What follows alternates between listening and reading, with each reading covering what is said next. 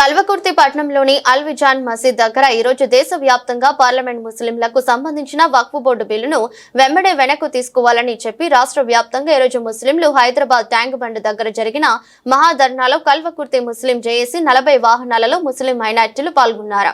ఈ సందర్భంగా నాయకులు మాట్లాడుతూ వక్ఫ్ బోర్డు సొంత ఆస్తుల మీద కేంద్ర ప్రభుత్వం పెత్తనం చెలాయించాలని చూస్తుందని, అందుకే బిల్లును రద్దు చేసుకోవాలని డిమాండ్ చేశారు.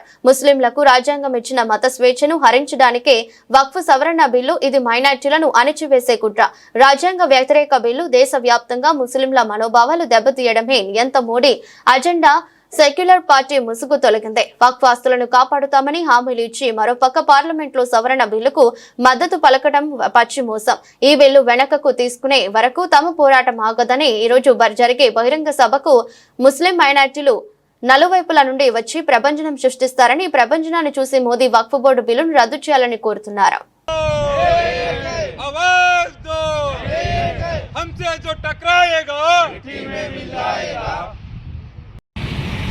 ఈరోజు హైదరాబాద్లో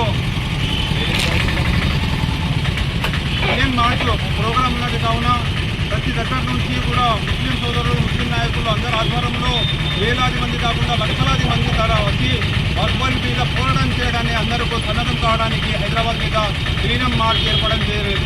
దానికి అనుగుణంగా రాష్ట్ర కమిటీ పిలుపు మేరకు కల్వకుర్తి పట్టణంలోని 40 బండ్లలో 40 వాహనాలలో ముస్లిం యువకులు తరలి వెళ్తున్నారు. వక్ఫ్ కోసం ఎక్కడికైనా పోరాటానికి సిద్ధంగా ఉన్నామని ప్రభుత్వానికి తెలియజేసి వాళ్ళు వక్ఫ్ బోర్డు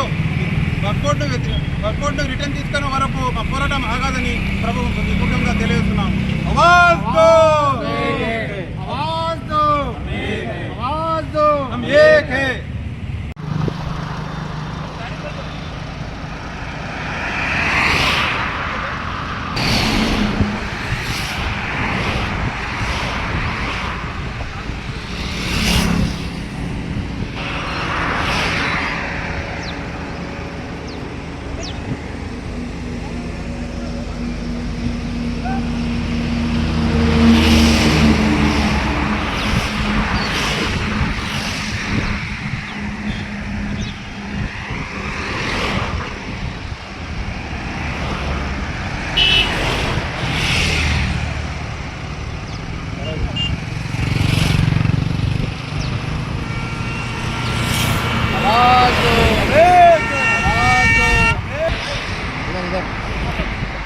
వక్ఫ్ బిల్లు వెంటనే ఇండియా ప్రభుత్వం ప్రవేశపెట్టిన వక్ఫ్ బిల్లు వెంటనే ఇండియా ప్రభుత్వం ప్రవేశపెట్టిన వక్ఫ్ బిల్లు వెంటనే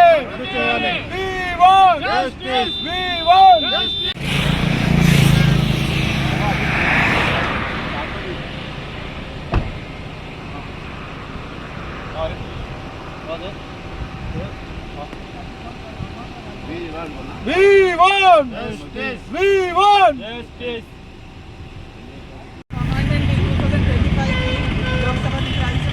అమెండ్మెంట్ బిల్కి అప్రూవ్ చేయడం అది నైటే చేసేసారు. సో దానికి వ్యతిరేకిస్తూ మేము ఈరోజు హైదరాబాద్లో పెద్ద ఎత్తున లక్షల మంది ముస్లిమ్స్ అందరూ కలిసి దానికి వ్యతిరేకిస్తూ ఆ అమెండ్మెంట్ బిల్ క్యాన్సిల్ అయ్యే వరకు మేము పోరాడతామని ఈరోజు కల్వకుర్తి ముస్లిం యువకులందరూ కూడా ఈరోజు భారీ ఎత్తున తరలి వెళ్తున్నాము.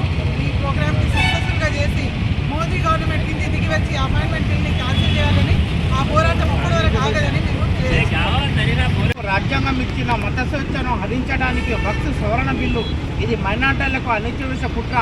రాజ్యాంగ వ్యతిరేక బిల్లు దేశవ్యాప్తంగా ముస్లింల మనోభావాలను దెబ్బతీయడమే నియంత్రణ మోడీ అజెండా. పార్లమెంట్ ముందుకు సవరణ బిల్లు రావడం అంటే చాలా సిగ్గుచేటు అని దేశ చరిత్రలో ఒక మాయని మచ్చగా మిగిలిపోయే ఒక చర్య. ఈ బిల్లు ద్వారా మత ద్వేషాలు రెచ్చగొట్టడం తప్ప మరొకటి కాదు.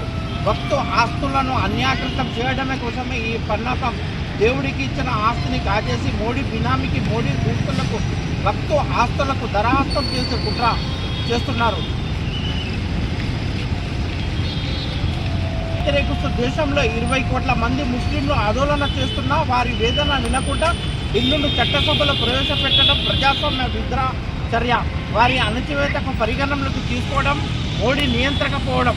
మోడీ నియంత్రిత విధానాలను నిదర్శనం. వక్ఫ్ ఆస్తులు పర్యవేక్షణ కలెక్టర్లకు అప్పగించడం, వక్ఫ్ బోర్డుకు అత్యున్నత సభ్యులకు నియమించడం ద్వారా వక్ఫ్ ఆస్తులు 12 ఏళ్లుగా ఎవరి అధీనంలో ఉంటే వారికి అనడం 300 ఏళ్ల క్రితము నాటి ఆస్తులకు ఇప్పుడు డాక్యుమెంట్లో అడగడం, వక్ఫ్ బోర్డుకి భూములు వితరణ చేయడమే 5000 ఇస్లాం ధర్మాన్ని అణచివేసడానికి నిబంధనలు పెట్టడం అంటే ముస్లింల మనోభావాలకు దెబ్బతీసే వ్యతిరేక చర్యలే.